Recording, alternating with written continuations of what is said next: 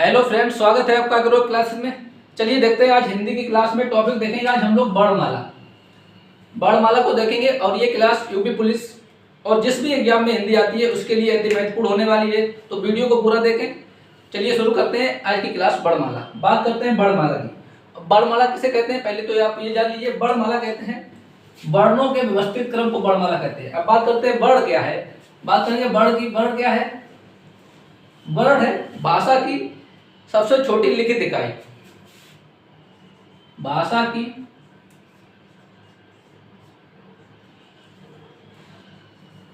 सबसे छोटी सार्थक लिखित इकाई बोलेंगे। सार्थक लिखित इकाई, लिखित इकाई इसे बोलेंगे हम वर्ण। सबसे छोटी लिखित इकाई का मतलब क्या हुआ? जैसे हमने लिख दिया कोई शब्द लिखा का, तो ये सबसे छोटी लिखित इकाई है वर्णमाला की, तो इसे हम बोलेंगे वर्ण। तो बात कर लेते हैं वर्णमाला का व्यवस्थित क्रम क्या हुआ। वर्णमाला का व्यवस्थित क्रम ये हुआ, का लिख दिया, खा लिख दिया, इसके बाद गा लिख दिया, ये व्यवस्थित क्रम है। ये है वर्णमाला का व्यवस्थित क्रम, ना कि ये। इसको व्यवस्थित क्रम नहीं बोलेंगे। यहाँ पे देख लेंगे का आ रहा है, फिर खा आ रहा है, फिर जा आ रहा है, फिर पा आ रहा है, ये व्यवस्थित क्रम नहीं है। ये इसको व्यवस्थित क्रम नहीं बोलेंगे। व्यवस्थित क्रम ये हुआ का खा गा, इसके बाद आगे जो कुछ आता है वो। तो बात कर लेते हैं अगले वर्ण। वर्ण का दूसरा अर्थ क्या होता है? बात करेंगे वर्ण का दूसरा अर्थ क्या होता है। वर्ण का दूसरा अर्थ होता है अक्षर। क्या होता है? यहाँ देखेंगे अक्षर। अब अक्षर क्या होता है? जिसे अधिकतम तोड़ा ना जा सके उसे कहते हैं हम अक्षर। तो यहाँ तक समझ गए होंगे। बात कर लेते हैं अगले पॉइंट की, वर्ण के भेद कितने हैं। ये क्वेश्चन यूपी कांस्टेबल की परीक्षा जो 2018 में हुई थी, 2018 में ये परीक्षा हुई थी, उसमें पूछा गया था ये क्वेश्चन, वर्ण के भेद कितने हैं। तो आप लोग बताएंगे वर्ण के भेद कितने होते हैं। वर्ण के भेद होते हैं दो होते हैं वर्ण के भेद। कौन कौन से होते हैं? एक हो गया स्वर, एक हो गया व्यंजन। बात करते हैं स्वर क्या है। स्वर क्या है? स्वर किसे कहते हैं? स्वर जो वर्ण स्वतंत्र रूप से बोले जाए, यानी कि किसी को जिसे बोलने में किसी की सहायता ना लगे, उन्हें कहते हैं स्वर। जैसे एग्जांपल के तौर पे देख लेंगे, आ हो गया, इसको बोलने में किसी की सहायता नहीं लग रही, आ हो गया। बड़ा हो गया, छोटी ई हो गई, बड़ी ई हो गई। ऊ हो गया, बड़ा हो गया, ऋषि हो गया, ए हो गया, बड़ी ए हो गया, ओ हो गया और औ हो गया। तो ये हो गए स्वर, जिसको बोलने में किसी की सहायता ना लगे, स्वतंत्र रूप से बोले जाए, उन्हें कहते हैं स्वर। और बात करते हैं यहाँ पे स्वर। स्वर का दूसरा नाम क्या होता है? दूसरा नाम या बोलते हैं अन्य नाम, इसको बोलते हैं अच। ये इंपॉर्टेंट है। स्वर को दूसरे नाम क्या है इसका? इसको बोलते हैं अच, इसको अच भी कहते हैं।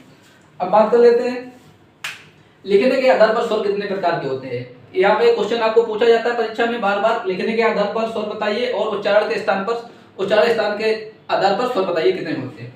तो बात करते हैं लिखने के आधार पर स्वर कितने होंगे। लिखने के आधार पर होते हैं 11। कौन कौन से हो गया? एक आ हो गया, बड़ा आ हो गया, छोटी ई, बड़ी ई, ऊ हो गया, बड़ा हो गया, ऋषि हो गया, ए हो गया, बड़ी ए हो गया, ओ हो गया और ओ हो गया, बड़ा हो। तो लिखने के आधार पर हो गए 11। अब बात करें बोलने या उच्चारण स्थान के आधार पर कितने होते हैं स्वर, तो होते हैं ये 10। अब एक यहाँ पे कौन सा नहीं इंक्लूड किया जाएगा, यहाँ पे कौन सा नहीं इंक्लूड किया जाएगा, यहाँ पे ऋषि। ये बोलने के आधार पर या उच्चारण के स्थान पर ऋषि को इंक्लूड नहीं करेंगे, क्योंकि इसको बोलने पे रा आ रहा है, रा, इसे बोलेंगे ऋषि। रा की ध्वनि आ रही है, रा की, रा। तो ये व्यंजन में काउंट होता है, व्यंजन में गिना जाता है, इसलिए इसको उच्चारण के स्थान पर या बोलने के आधार पर इसको नहीं मानते। तो ये हो गया 10। तो याद रखेंगे बोलने या उच्चारण स्थान के आधार पर स्वर कितने होते हैं? 10, और लिखने के आधार पर होते हैं 11। और बात कर ले इसमें दो छूट रहे हैं, कौन कौन से? इसे बोलते हैं अंगा और इसे बोलते हैं विसर्ग। इन दोनों को किस नाम से जाना जाता है? इन दोनों को जाना जाता है अयोगवा। पहले हम लोग बचपन में पढ़ते थे तो इनको बोलते हैं अंगा बोलते थे, इसको विसर्ग बोलते थे। अब इनको कॉम्पिटिटिव परीक्षाओं में हम इनको बोलते हैं अयोगवा। अयोगवा के नाम से जानते हैं इनको। और इसको बोलते हैं, इसके ऊपर एक बिंदी रहती है, इसको बोलते हैं अनुस्वार। क्या बोलते हैं? यहाँ से क्वेश्चन डायरेक्ट पूछ लेता है कि अयोगवा कौन कौन से हैं, तो आप लोग बताएंगे ये दो अयोगवा हो गए। इसको बोलते हैं, जिसके ऊपर एक बिंदी उसे बोलते हैं अनुस्वार, और जिसके ऊपर ये दो बिंदी होती है यहाँ पे, इसको बोलते हैं विसर्ग। इसको बोलते हैं विसर्ग। अब बात कर लेते हैं व्यंजन की। व्यंजन क्या होते हैं? व्यंजन वे वर्ड होते हैं जो स्वर की सहायता से बोले जाएं। व्यंजन को क्या हुए, वे वर्ड जो स्वर की सहायता से बोले जाएं। जैसे एग्जांपल के तौर पर का। अब का को देखते हैं, तो का को बोलने पर का, आ का उच्चारण आ रहा है का, तो देख लेंगे यहाँ पे का को अगर तोड़ेंगे तो हो जाएगा का, आधा का और आ। देखिए यहाँ पे स्वर आ रहा है ना, तो क्या हुआ व्यंजन। व्यंजन जो स्वर की सहायता से बोले जाएं वो होते हैं व्यंजन। इसी प्रकार से अगला देखते हैं यहाँ पर खा, बोलने पर खा आ की आवाज आ रही है ना, खा आ, तो यहाँ पे देख लीजिए इसको तोड़ेंगे, आधा खा हो गया और इसमें आ हो गया। ये देख लीजिए यहाँ पे आ रहा है स्वर, ये भी स्वर आ रहा है यहाँ पे और यहाँ पे भी स्वर आ रहा है। अगला देखते हैं एग्जांपल जा को देखते हैं, जा आ, आवाज आ रही है जा आ, तो यहाँ पे भी ये स्वर आ रहा है आ, आधा जा आ रहा है ये। इसी प्रकार से पा में इसको तोड़ेंगे तो क्या हो जाएगा, पा धन आधा पा और आ भी ये स्वर यहाँ पे। तो व्यंजन की परिभाषा क्या हुई, अगर पूछ लेता क्वेश्चन यहाँ पे परिभाषा से कभी कभी व्यंजन किसे कहते हैं, तो व्यंजन आप लोग बताएंगे व्यंजन वे वर्ड होते हैं जो स्वर की सहायता से बोले जाते हैं। तो आपको एग्जांपल के तौर पे समझा दिया। और बात कर लेते हैं, इसको अन्य नाम से जानते हैं संस्कृत में, इसको क्या कहते हैं व्यंजन को, संस्कृत में व्यंजन को क्या कहते हैं, संस्कृत में व्यंजन को बोलते हैं हल। क्या बोलते हैं, हल। ये इंपॉर्टेंट क्वेश्चन है, हल बोलते हैं संस्कृत में व्यंजन को। चलिए देखते हैं अगला पॉइंट क्या है। अगला पॉइंट है स्वरों के प्रकार। स्वरों के प्रकार कितने होते हैं। यहाँ से भी यूपी कांस्टेबल की परीक्षा जो 2018 में हुई थी, यूपी कांस्टेबल की परीक्षा जो 2018 में जो हुई थी, वहां पे क्वेश्चन पूछा गया था ये स्वर कितने प्रकार के होते हैं। तो आप लोग बताएंगे स्वर कितने प्रकार के होते हैं, 3 प्रकार के होते हैं। कौन कौन से होते हैं, एक होता है हर्ष स्वर, एक होता है दीर्घ स्वर, एक होता है प्लुत स्वर। अब बात कर लेते हैं हर्ष स्वर क्या होते हैं, इनकी संख्या कितनी होती है इसके बारे में देखेंगे। हर्ष स्वर होते हैं जिनको बोलने में कम समय लगता है, वो होते हैं हर्ष स्वर, इनकी संख्या होती है 4। कितनी होती है इनकी संख्या, इनकी संख्या होती है 4। अगला देखते हैं क्या है दीर्घ स्वर। बात करते हैं दीर्घ स्वर की। दीर्घ स्वर की संख्या कितनी होती है 7, और इनको बोलने में हर्ष स्वर से 2 गुना समय लगता है। ये हो गए आपके दीर्घ स्वर। इसी प्रकार से देखते हैं प्लुत स्वर, इनको बोलने में हर्ष स्वर से 3 गुना समय लगता है, 3 गुना समय लगता है हर्ष स्वर से, ये कहलाते हैं प्लुत स्वर। अब इनके एग्जांपल के तौर पर देख लेते हैं इनको। जैसे हर्ष स्वर की बात करते हैं, हर्ष स्वर की देखते हैं बोलने में कम समय लगता है। देखिए आ ई उ ए, जैसे बोलते हैं हम लोग आ, देखिए इसमें कम समय लग रहा है, आ ई, इसमें समय नहीं लग रहा बोलने में, तो ये हो गए कौन से हर्ष स्वर। दीर्घ स्वर की बात कर लेते हैं। दीर्घ स्वर हर्ष स्वर से ज्यादा समय लगता है, इसमें बड़े वाले आएंगे। दीर्घ मतलब होता है बड़ा, क्या होता है बड़ा, बड़ा, इसमें बड़े वाले सभी आएंगे। देखिए बड़ा आ हो गया, बड़ी ई हो गया, ऊ हो गया, बड़ा ऊ हो गया, ए हो गई, बड़ी ए हो गई, ओ हो गया और ओ हो गया। और इन चारों को क्या हम लोग बोलते हैं संयुक्त स्वर, इन चारों को बोलते हैं संयुक्त स्वर। कभी कभी पूछ लेता है क्वेश्चन में कि संयुक्त स्वरों की संख्या बताइए, तो आप लोग बताएंगे 4, क्योंकि संयुक्त व्यंजनों की संख्या काफी लोगों को पता रहती है कि वो 4 होते हैं, लेकिन संयुक्त स्वर की संख्या नहीं पता होती है कितने होते हैं, तो आप लोग बताएंगे 4। संयुक्त स्वर का मतलब क्या हुआ, संयुक्त मतलब होता है दो चीजों से मिलकर बना हो, 2 या उससे अधिक चीजों से मिलकर बना, उससे संयुक्त बोलते हैं। जैसे ए की बात कर लेते हैं, छोटी ए किससे मिलकर बनती है, आ से मिलकर बनती है छोटा आ, और ई से मिलकर बनती है छोटी ए, तो इसको बोलते हैं संयुक्त। ए की बात करते हैं बड़ी ए की, बड़ी ए किससे मिलकर बनती है, आ से और ए से मिलकर बनती है, तो ये संयुक्त हो गया। औ की बात करते हैं, ओ किससे मिलकर बना होता है, आ से और ऊ से, तो ये संयुक्त स्वर हो गया। औ की बात करते हैं बड़े ओ की, ये किससे मिलकर बना है, आ से मिलकर बना है और औ से मिलकर बना है, तो ये संयुक्त स्वर हो गए। बात करते हैं प्लुत स्वर की, इसके एग्जांपल देख लेते हैं। इसको 3 गुना समय लगता है, इसे हम खींच कर बोलते हैं। जैसे किसी शब्द को खींच दें, जैसे राम, आ रहा है ना, आ को खींच रहे राम, तो ऐसे हो गया। जैसे ओम, इसको खींच के बोल रहे ओम, तो ये हो गया ओम। चलिए देखते हैं आगा स्वर। आगा स्वर की बात करें, ये हिंदी भाषा का स्वर नहीं है, ये अंग्रेजी भाषा का शब्द है। बात करते हैं कौन सी आगा स्वर कहाँ का है, ये अंग्रेजी भाषा से लिया गया है, अंग्रेजी भाषा का ये शब्द है आगा स्वर। और इसमें एक आता है, कौन सा आता है, आ, याद रखिए इसमें एक ही सिर्फ आता है, सिर्फ आ। एग्जाम्पल के तौर पर देख लेते हैं इसका प्रयोग कहाँ होता है। जैसे मैंने दिया डॉक्टर, डॉक्टर, ये देखिए यहाँ पे आ रहा है ये डॉक्टर। उसी प्रकार से कॉफी, यहाँ पे आ रहा है ये आ, टॉफी, यहाँ पे देखिए आ रहा है ये। तो आ का स्वर कौन सी है, अंग्रेजी भाषा के शब्द है, अंग्रेजी भाषा से दिया गया है। यहाँ पे सिर्फ आपको एक मिलेगा आ। और इसलिए एग्जाम्पल देखते हैं डॉक्टर, कॉफी और टॉफी। बात कर लेते हैं और स्वरों का वर्गीकरण किस प्रकार से होता है, जीव के आधार पर स्वरों का वर्गीकरण। स्वरों का वर्गीकरण देखेंगे जीव के आधार पर। हम इसमें टोटल 10 स्वरों को ही बांटेंगे, 10 स्वरों को ही बांटेंगे जीव के आधार पर स्वर का वर्गीकरण। ये 3 प्रकार से इसको बांटा गया है। कौन कौन से 3 प्रकार है इसके देखेंगे। एक होता है अग्र, मतलब जो जीव के आगे आगे हिस्से से बोले जाए, और दूसरा है मध्य, जो जीव के मध्य हिस्से से बोले जाए, और एक है पश्च स्वर, यानी कि जो जीव के पिछले हिस्से से बोले जाए। तो इसी प्रकार से इनको बांटना है। अग्र, अग्र स्वर में कौन कौन से आते हैं, ई हो गया, बड़ी ई हो गया, ऐ हो गया और बड़ी ए हो गया।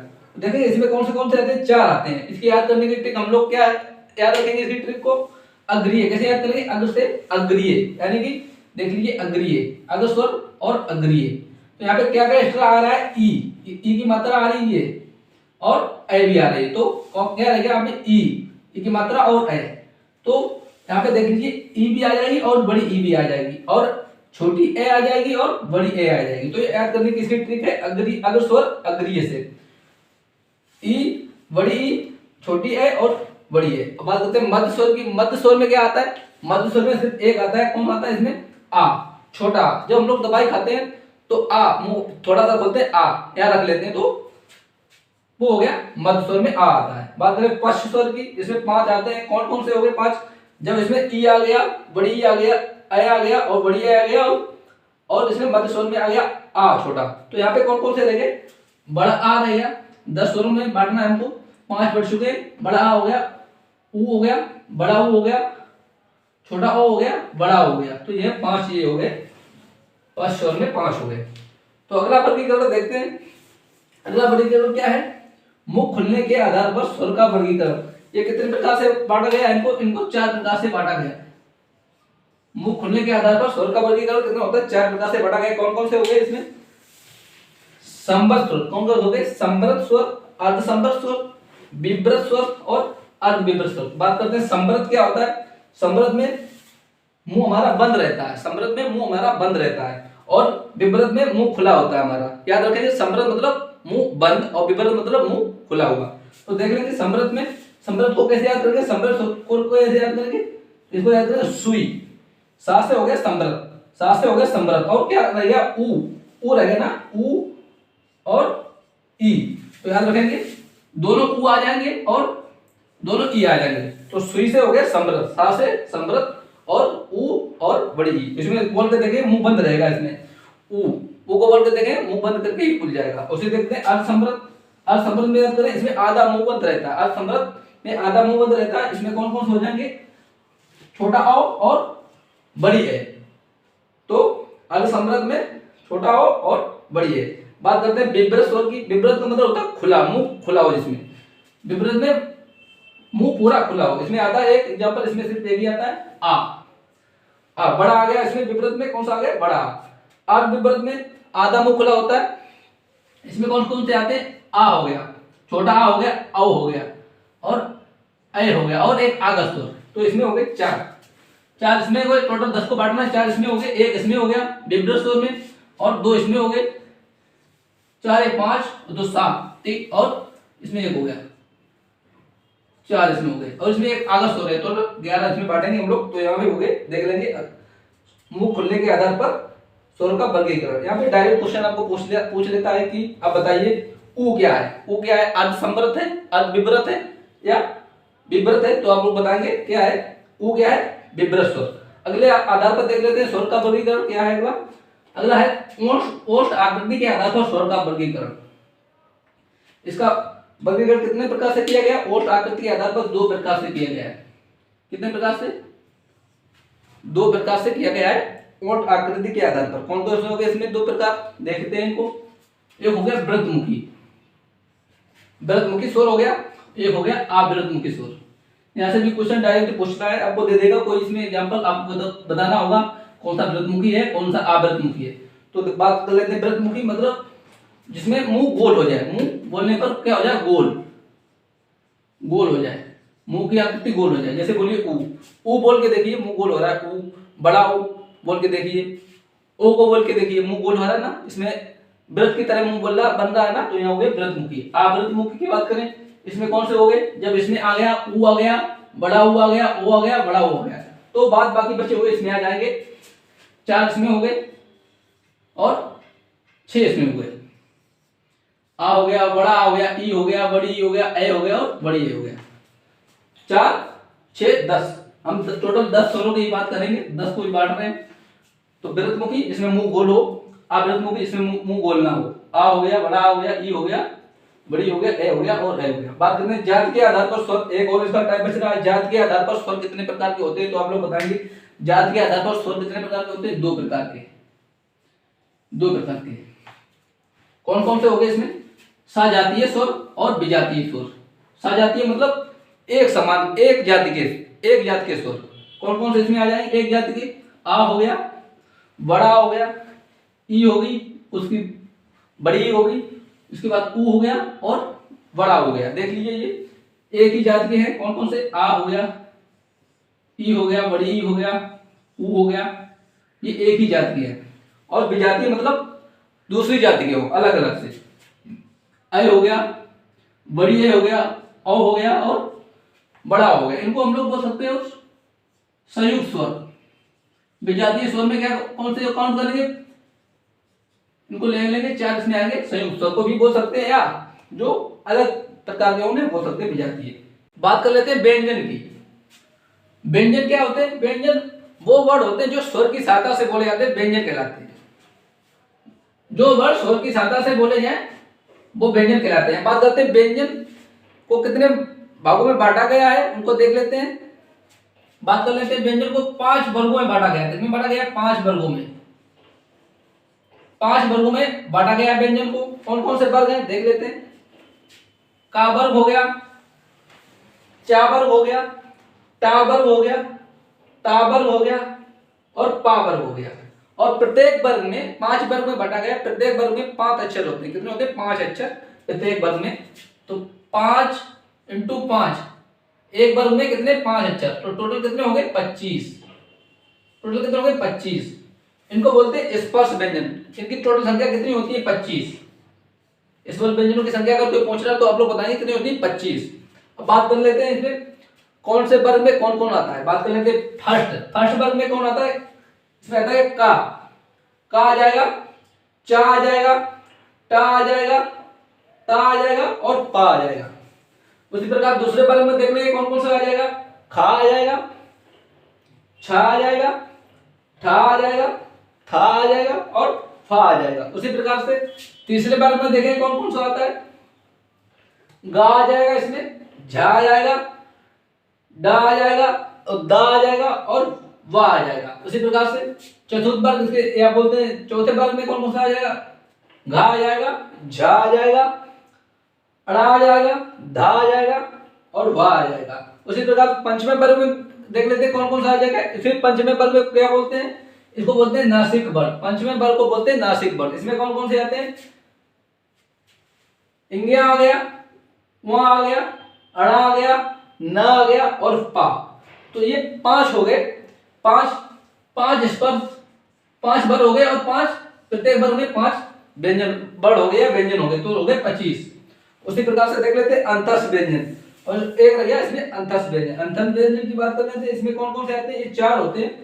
कभी कभी क्वेश्चन पूछ लेता है अंतस्थ व्यंजनों की संख्या बताइए, तो आप लोग बताइए कितनी होती है, 4। कौन कौन सी होगी। या हो गया, रा हो गया, ला हो गया और वा हो गया। और अंतस्थ व्यंजन में इसमें 4 आ गए। इसमें चारों की कोई ना कोई खासियत है। देख लेते हैं क्या क्या है। बात करते हैं रा की। रा को बोलते हैं प्रकंपित या लुंठित वर्ण। प्रकंपित कैसे, मतलब प्रकंपित मतलब जोर लगा के बोलना पड़ता है। रा को बोलिए रा। देखिए प्रकंपन, कंपन आ रहा है ना, मतलब तो ये हो गया प्रकंपित। रा को बोल के देखिए रा। उसी प्रकार से ला को देख लेते हैं। रा हो गया, ला हो गया। ला को बोलते हैं पार्श्विक व्यंजन। पार्श्विक मतलब होता है, पार्श्विक का पर्यायवाची होता है मतलब पीठ, यानी कि पीछे वाला। तो ये जीभ के पीछे हिस्से से बोला जाता है, उसे बोलते हैं ला। इसी प्रकार को इसको बोलते हैं पार्श्विक व्यंजन, इसको बोलेंगे। बात करते हैं या। रा हो गया, ला हो गया और बचा या और वा। या और वा को क्या बोलते हैं, या और वा को बोलते हैं आद्य स्वर। क्या बोलते हैं, आद्य स्वर। ये मतलब अल्प स्वर है या और वा। इनको स्वरों के स्थान पर प्रयोग कर सकते हैं। एग्जाम्पल के तौर पर देख लेते हैं। जैसे एग्जांपल है महिलाएं, देख लीजिए यहाँ पे स्वर आ रहा है या ए आ रहा है इसमें एग्जांपल महिलाएं में आखिरी में, और इसको हम लोग अर्ध स्वर प्रयोग करेंगे तो यहाँ पे देख लीजिए या प्रयोग कर लिया, ए के स्थान पर या, ये प्रयोग कर लिया हमने यहाँ पे महिलाएं में। उसी प्रकार से दूसरा एग्जांपल कौवा, यहाँ पे देख लीजिए स्वर है तो स्वर या और अर्ध स्वर है, स्वर के स्थान पे इसको प्रयोग कर सकते हैं आ, देख लीजिए यहाँ पे प्रयोग कर लिया हुआ, तो या और वाह हो गए अर्ध स्वर, इनको स्वरों के स्थान पर प्रयोग कर सकते हैं। अब बात कर लेते हैं, एक हो गया ऊष्मीय व्यंजन। ऊष्मीय व्यंजन या संघर्षी व्यंजन किसे कहते हैं, बात कर लेते हैं। इनकी संख्या कितनी होती है, इनकी संख्या होती है 4। ऊष्मीय व्यंजन या संघर्षी व्यंजन, इनको मतलब संघर्ष, ये संघर्ष करके निकलते हैं, मतलब इनको बोलने पे गर्म हवा निकलती है, एक तरीके से बोल सकते हैं। तो इनकी संख्या कौन सी होगी, 4 हो गई। ये कौन कौन से होते हैं, सा हो गया, सा हो गया, तीनों सा आ जाएंगे यहाँ पे, तीनों सा ले लेंगे, तीनों सा के रूप हो गए, और हा हो गया, तो ये 4 हो गए। इनको बोल के देखिए, सा गर्म हवा निकल रही मुझसे, संघर्ष करके निकल रहे हैं, सा और हा, ये 4 हो गए इसमें। बात कर लेते हैं, एक बार क्वेश्चन पूछा गया था इसमें, व्यंजनों को कितने पंक्तियों में लिखते हैं, ये क्वेश्चन पूछा गया, व्यंजनों को कितने पंक्तियों में लिखते हैं, ये पिछली परीक्षा में पूछा गया। तो आप लोग बताएंगे व्यंजनों को 7 पंक्तियों में लिखते हैं, कितने में लिखते हैं, 7 में। याद रखें कौन कौन से 7 हो गए, देख लीजिए, एक ये हो गई कावर चावर, दूसरा टावर हो गया, तावर हो गया, और पावर हो गया, 5 हो गए, और अंतर एक हो गए 6, और ये ऊष्मीय व्यंजन, तो 7।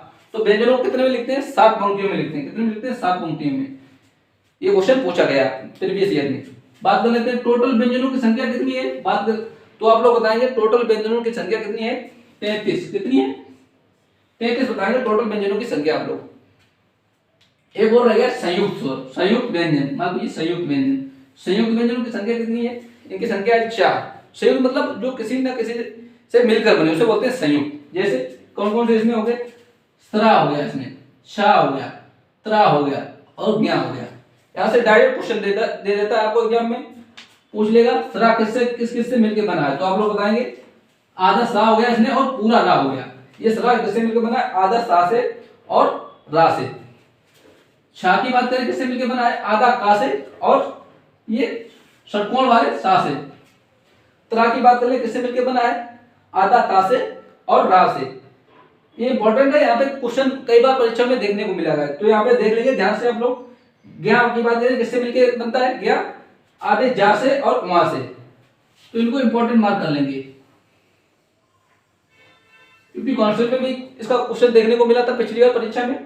तो देख लेंगे ये 4 हो गए, त्रा, शा, त्रा और ज्ञा। देख लीजिए किससे मिलकर बना हुआ है, आपको दिख रहा है। बात कर लेते हैं 2 रह गए उच्छिष्ट व्यंजन। उच्छिष्ट व्यंजन क्या होते हैं, उच्छिष्ट व्यंजन वे होते हैं जिससे कोई भी शब्द शुरुआत नहीं हो सकता है।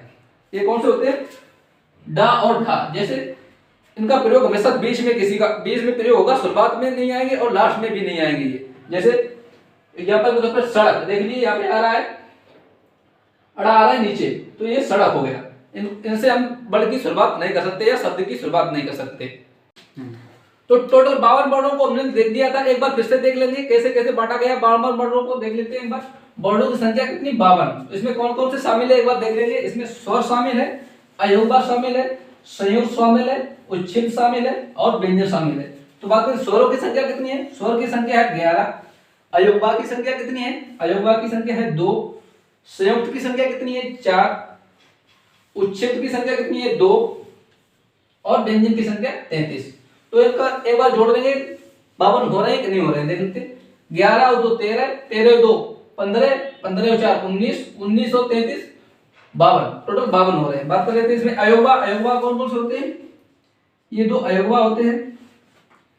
संयुक्त स्वर की बात कर लेते हैं, कौन कौन से होते हैं, स्रा हो गया, शा हो गया, त्रा हो गया और ज्ञा, ये 4 हो गए संयुक्त स्वर। उच्छिष्ट की बात कर लेते हैं, उच्छिष्ट कौन होता है, डा हो गया, इसके नीचे बिंदी आती है, ढा हो गया, ये हो गए 2 उच्छिष्ट। और व्यंजन 33 आप लोगों ने पढ़ लिए। एक बात देख लेते हैं व्यंजनों का वर्गीकरण, और देख लेते हैं किस प्रकार से व्यंजनों का वर्गीकरण किया गया है। तो शुरुआत देख लेते हैं इनको, व्यंजनों का वर्गीकरण। तो पहला है प्राण वायु के आधार पर व्यंजनों का वर्गीकरण। तो प्राण वायु के आधार पर देख लेते हैं व्यंजन कितने पार्ट में बांटे गए हैं। तो पहला है अल्पप्राण, दूसरा है महाप्राण। अल्पप्राण का मतलब है इसको बोलने में प्राणवायु वायु कम निकले, मुंह से वायु कम निकले, वो बोलती है अल्पप्राण। और महाप्राण मतलब महा मतलब ज्यादा, जिसको बोलने में ज्यादा वायु निकले मुंह से, वो बोलता है महाप्राण। देख लेते हैं अल्पप्राण में कौन कौन से आते हैं। अल्पप्राण मतलब आ रहा तो मतलब पहला, आ पहला, और तीसरा और पांचवा। प्रत्येक स्पर्श व्यंजन का पहला वर्ग, तीसरा वर्ग और पांचवा वर्ग अल्पप्राण कहलाता है। कौन कौन से हो गए, पहला वर्ग, तीसरा वर्ग और पांचवा वर्ग, और सभी स्वर इसी में आ जाएंगे। देख लीजिए स्वर को, देख लीजिए जैसे हमने लिख दिया आ को बोलने में ज्यादा ध्वनि को ज्यादा वायु नहीं निकल रही। देखिए आ बोल के देखिए आ नहीं निकल रही ना। और इसमें अंतस, चार अंतस भी आते हैं। अंतस कौन कौन से हो गए चार इसमें, या हो गया, रा हो गया, ला हो गया और बा। इनको बोल के देखिए ऐसे ही बोल जाएंगे या रा ला वा। इसमें देखिए वायु कम निकल रही है मुंह से, तो ये हो गए अल्पप्राण। कौन कौन से, प्रत्येक स्पर्श व्यंजन का पहला वर्ग, तीसरा वर्ग, पांचवा वर्ग और सभी स्वर इसी में आएंगे अल्पप्राण में। और अंतस व्यंजन चार आ जाएंगे या रा ला वा। बात करें महाप्राण की, महाप्राण में मतलब ज्यादा वायु निकले। महाप्राण को कैसे याद करेंगे, एम पी, इसका महा एम और पी, महा का ले लेंगे एम और इसका ले लेंगे पी। तो एमपी पूछे, एमपी कितने थे, 2 ही 4 एमपी थे। कितने थे, 2 4 एमपी।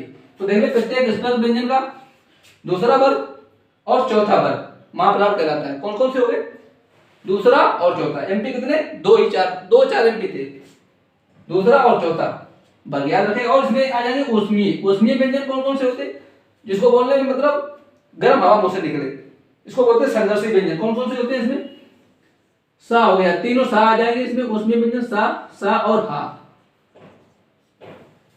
तो उम्मीद करता हूं आप लोग समझ गए होंगे ये प्राणवायु के आधार पर व्यंजनों का वर्गीकरण। अगर क्लास आपको अच्छी लग रही है तो क्लास को लाइक करें, शेयर करें और ग्रो चैनल को सब्सक्राइब करें। वर्णमाला की आपको हिंदी की इंपॉर्टेंट क्लास दी जा रही है और आपको पूरी क्लास देखने के बाद कोई तकलीफ नहीं रहेगी। वर्णमाला में आप हर प्रकार का क्वेश्चन बना पाएंगे। और देख लेते हैं एक वर्गीकरण रह गया था, स्वर तंत्रियों के आधार पर व्यंजनों का वर्गीकरण करते थे प्रकाश होता है। एक बार इनको देख लेंगे। इनको दो भागों में बांटा गया है। पहला है सघोष और दूसरा है अघोष, और दूसरा है सघोष या घोष, इसको बोलते हैं। सघोष को घोष बोलते हैं और ये हो गया अघोष। इसमें कौन कौन से आते हैं, अघोष में आते हैं प्रत्येक स्पर्श व्यंजन के पहला वर्ग और दूसरा वर्ग। आ रहा है ना, मतलब आ मतलब पहला, तो पहला वर्ग हो गया और दूसरा वर्ग हो गया प्रत्येक स्पर्श व्यंजन का। आप लोगों को भी वर्ग पढ़ाए थे ना, का वर्ग, चा वर्ग, टा वर्ग, फा वर्ग, ये सब आपको पढ़ाए थे। उसमें बताया था आपको पहले वर्ग में कौन आता है, दूसरे वर्ग में कौन सा आता है। तो वही इसमें देख लेंगे एक बार। अघोष में पहला वर्ग आएगा और दूसरा वर्ग आएगा। और इसमें कौन कौन से आएंगे, तीनों सा आएंगे। अघोष मतलब तीनों सा आ जाएंगे इसमें, और पहला वर्ग और दूसरा वर्ग इस पर व्यंजन का। बात करें सघोष और सघोष या घोष की, एक ही बात है, सघोष बोले या घोष बोले। इसमें कौन कौन से आते हैं, प्रत्येक स्पर्श व्यंजन का तीसरा। जब यहाँ पे पहला आ गया, दूसरा आ गया, तो कौन कौन बचा, 5 वर्ग ही होते हैं। कौन कौन, पहला हो गया, दूसरा बचा, तो तीसरा बचा, चौथा बचा और पांचवा बचा। और इसमें हो गए स्वर, सभी स्वर होते हैं जो यहाँ पे देखिए, सभी स्वर घोष या सघोष होते हैं। याद रखेंगे। कभी एक बार में पूछा गया था कि बताइए स्वर क्या होते हैं, घोष होते हैं या अघोष होते हैं। तो आप लोग बताएंगे सभी स्वर घोष या सघोष होते हैं। याद रखेंगे, सिर्फ एक को छोड़कर, ऋषि को छोड़कर सभी स्वर घोष या सघोष होते हैं। तो सघोष में कौन कौन से आ गए, पहला तीसरा वर्ग हो गया स्पर्श व्यंजन का, चौथा हो गया, पांचवा हो गया सभी स्वर, और एक हा आ रहा है इसमें, और अंतस, 4 अंतर इसी में आ जाएंगे, या रा ला वा। तो उम्मीद करता हूं ये आप लोग समझ गए होंगे। यहां से डायरेक्ट क्वेश्चन पूछता है एग्जाम में, ये महत्वपूर्ण है। देख लेंगे एक बार इनको सही से एक बार। चलिए देखते हैं उच्चारण स्थान। बात कर लेते हैं उच्चारण स्थान की। उच्चारण स्थान का मतलब कौन सा वर्ड कहां से बोला जाता है, उसको एक बार देख लेते हैं। बात करते हैं का वर्ग की। का वर्ग मतलब कंठ है। कंठ से कौन कौन से बोले जाते हैं, का वर्ग के होते हैं जो कंठ से बोले जाते हैं। इसमें आ जाएगा का आ जाएगा, खा आ जाएगा, गा आ जाएगा, गा आ जाएगा और इंगे आ जाएगी। उसी प्रकार तालब से कौन कौन से बोले जाएंगे, तालब से चा वर्ग में जो उतने आएंगे वो सब तालब से बोले जाएंगे। इसमें कौन सा आ जाएगा, चा आ जाएगा, छा आ जाएगा, जा आ जाएगा, झा आ जाएगा, वहां आ जाएगा। याद रखेंगे, टावर, तालब, चावल, मूर्धा टावर।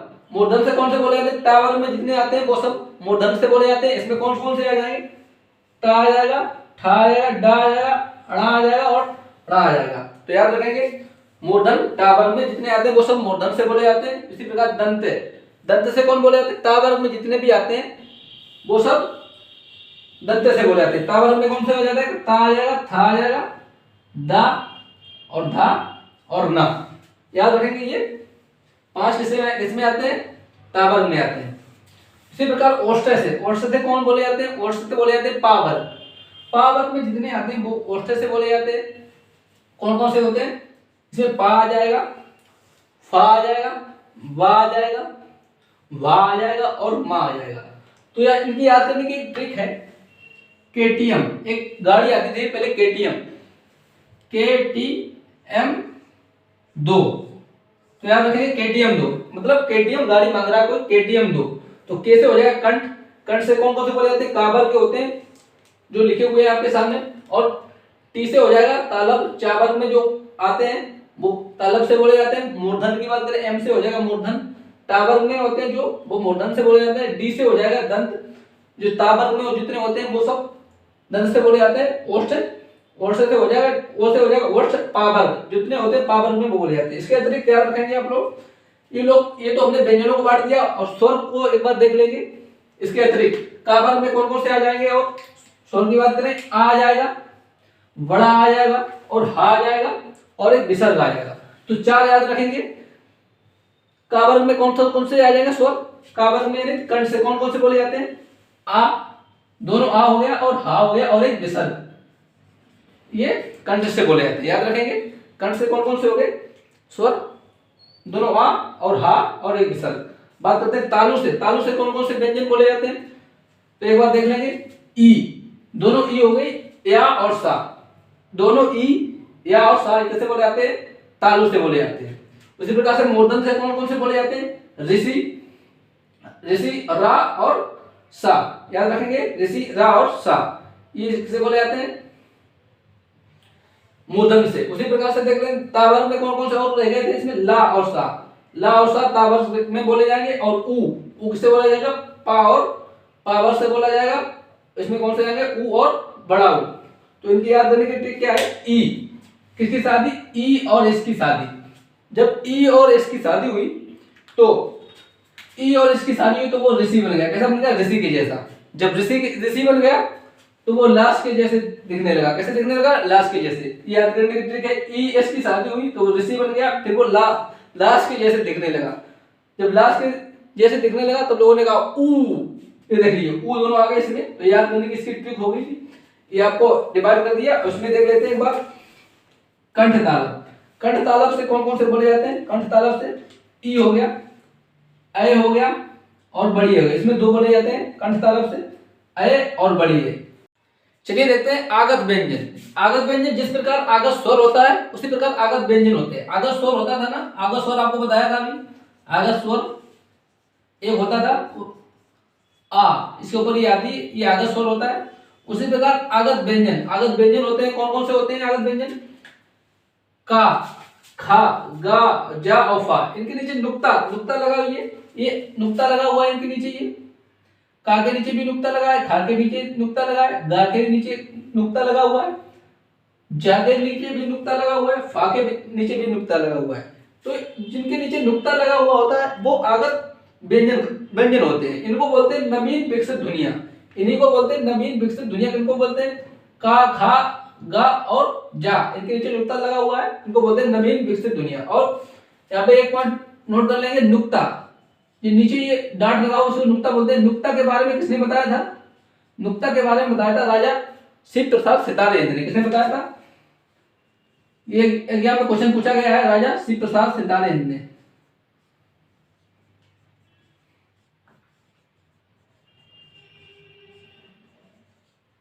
नुक्ता के बारे में बताया है राजा शिव प्रसाद सितारेंद्र। बात कर लेते हैं इनका उच्चारण स्थान कहां से है। इनका उच्चारण स्थान जिह्वा मूली से है। क्वेश्चन पूछ लेगा आगत व्यंजन का उच्चारण स्थान बताइए, तो आप लोग बताएंगे जिह्वा मूली से इनका उच्चारण स्थान है। उम्मीद करता हूं आप लोग समझ गए होंगे क्या होता है आगत व्यंजन। अगले देखते हैं काकल वर्ड। काकल वर्ड कौन सा होता है? एक ही होता है हा। आपको बोलते हैं काकल वर्ड। ये डायरेक्ट एग्जाम में क्वेश्चन पूछ लेता है हा क्या है, ऑप्शन में दे देगा हा क्या है, तो आपको टिक करना होता है काकल वर्ड। हा क्या है? काकल वर्ड। इसी प्रकार से देखते हैं अगला द्वित्व व्यंजन। द्वित्व व्यंजन किसे कहते हैं? जब दो समान व्यंजन एक साथ आ जाएं वहां पे उसको बोलते हैं द्वित्व व्यंजन। जैसे एग्जांपल के तौर पर दो समान व्यंजन आ रहे हैं, देख लेते हैं। दिल्ली, ला और ला, ला और ला दो आ रहे हैं यहाँ पे, समान व्यंजन आ रहे हैं ला और ला। बिल्ली, ला और ला, इसमें देखिए दो समान व्यंजन आ रहे हैं ला और ला, रिपीट हो रहे हैं। उसी प्रकार कुत्ता, ता इसमें रिपीट हो रहा है ता और ता। तो जब दो समान व्यंजन एक साथ आ जाए वहां पे होता है द्वित्व व्यंजन, उसको कहते हैं। एग्जांपल से आपको समझा दिया, उम्मीद करता हूं समझ गए होंगे। अगला है बड़ विच्छेद। बड़ विच्छेद किसे कहते हैं? बड़ विच्छेद किसी भी शब्द को मूल ध्वनि में तोड़ना बड़ विच्छेद कहलाता है। मूल ध्वनि में किसी भी ध्वनि को तोड़ दो, किसी भी शब्द को मूल ध्वनि में तोड़ दो, वो कहलाता है बड़ विच्छेद। जैसे एग्जांपल के तौर पर, जैसे एग्जांपल है राम। राम, अगर हम राम का बड़ विच्छेद करेंगे तो क्या हो जाएगा? इसमें राम को तोड़ेंगे तो आधा रा आएगा, क्योंकि ये इसको स्वर व्यंजन रूप में तोड़ेंगे, इसको आधा रा आ जाएगा और आ जाएगा बड़ा। देख लीजिए यहाँ पे आ की मात्रा ये, तो आ जाएगा माँ। ये व्यंजन है, व्यंजन है ना ये। तो व्यंजन क्या होता है? स्वर की सहायता से जो बोले जाते हैं। तो इसको तोड़ेंगे तो माँ आ जाएगा आधा और आ जाएगा। तो इसमें पूछ लेता कभी कभी, इसमें बताइए आप राम में कितने वर्ण हैं और कितने अक्षर हैं? तो आप लोग बताएंगे राम में 4 वर्ण हैं। कौन कौन से 4 वर्ण हो गए? एक आधा रा हो गया, आ हो गया, माँ हो गया और आधा माँ हो गया और आ हो गया। और अक्षर कितने हो गए राम में? 2। कौन कौन से हो गए? रा हो गया एक और एक माँ हो गया। तो उम्मीद करता हूँ समझ गए आप लोग बड़ विच्छेद क्या होता है। एक लास्ट टॉपिक बचा हुआ है रा के रूप। यहाँ से यूपी कांस्टेबल की परीक्षा जो 2018 में जो हुई थी ना, वहां पे क्वेश्चन पूछा गया था ये रा के रूप से। तो देख लेते हैं रा का रूप क्या क्या होते हैं। रा के 2 रूप होते हैं, स्वर रूप और व्यंजन रूप। हम यहाँ पे 2 ही रूप को मुख्यतः पढ़ेंगे, स्वर रूप व्यंजन रूप। होते तो एक मध्यम रूप भी होता है, उसको बाद में देखेंगे। स्वर रूप व्यंजन रूप को देख लेंगे। स्वर रूप कौन होता है? जिसमें ऋषि होती है वो स्वर रूप होता है, और रा जो सिंपल वाला रा होता है वो व्यंजन रूप होता है। एग्जाम्पल के तौर पर देख लेंगे, हमको यहाँ पे एग्जाम्पल देखेंगे तो आपको ज्यादा समझ में आएगा। देख लीजिए कृपा, इसकी मात्रा ये ऋषि आ रहा है ना, इसकी मात्रा ये होती है, देखने ऋषि की ये वाली मात्रा होती है जो नीचे लगती है घूम के, ये ऋषि की मात्रा होती है। तो ये कृपा, कृपा की बात करें, इसमें देखिए रा आ रही है, ऋषि वाली मात्रा आ रही है ना, ये ऋषि वाली मात्रा। तो ये कौन सा हो गया? स्वर रूप। कौन सा हो गया? स्वर रूप। स्वर रूप हो गया, रा का स्वर रूप। देखिए यहाँ पे आ रही है मात्रा नीचे, यहाँ पे ये भी आ रही है। उसी प्रकार मात्रा की बात करें, इसमें देखिए ता आ रहा है ये, तो ये व्यंजन रूप हो गया। कौन सा रूप हो गया? व्यंजन रूप। बात बाकी है तीनों, दूसरा और तीसरा और चौथा, दूसरा तीसरा और चौथा ये व्यंजन रूप है, और ये पहला वाला ये स्वर रूप है। यहां से क्वेश्चन पूछा गया था यूपी कांस्टेबल की परीक्षा में, आप पूछा गया था आधा रा और पूरा रा किसमें है। तो यहाँ पे देख लेंगे आधा रा और पूरा रा, ये इंपॉर्टेंट चीज है, आधा रा और पूरा रा की। तो आपको समझाने के लिए एक ट्रिक बनाई है। जो चीज हल्की होती है, यानी कि हल्की होती है, उसको हम सर पे उठा के रख लेते हैं। किस पे उठा के रखते हैं? सर पे। जो चीज भारी होती है उसको नीचे, पैरों से नीचे धकेलते हैं। तो जो चीज हल्की होगी ना, तो उसको ऊपर रख लेंगे, यानी कि जब ऊपर मात्रा मिल जाए वो आधी होती है। देख लीजिए यहाँ पे ऊपर वाली मात्रा कहाँ पे मिल रही है आपको? धर्म में सिर्फ एक में मिल रही है, ऊपर की मात्रा जा रही है, हल्की चीज ऊपर, तो ये आधा हो गया, यानी कि हल्की मतलब आधा। तो देख लीजिए यहाँ पे 1, तो ये होगी तीसरा हो गया आधा रूप। रा का आधा रूप इसमें तीसरे एग्जांपल में दे रखा है। और बाद बाकी पूरा रूप देख लीजिए, यहाँ पे ये पूरा रूप नीचे वाली चीज होती है वो हल्के भारी होती है, वो उसको हम लोगों ने पूरा कंसीडर किया है यहाँ पे। और मात्रा यहाँ पे भी आ रही है, देखिए नीचे। ट्रक में भी नीचे आ रही है, तो ये बड़ा रूप हो गया रा का। और ड्रम में भी नीचे आ रही है, तो ये पूरा हो गया। तो पूरा रा किसमें है? चौथे में है, नीचे वाले में, और दूसरे में भी है, और पहले में भी है, और आधा किसमें है? धर्म में। उम्मीद करता हूँ समझ गए होंगे ये रा के रूप में, काफी अच्छे समझाने की कोशिश की है।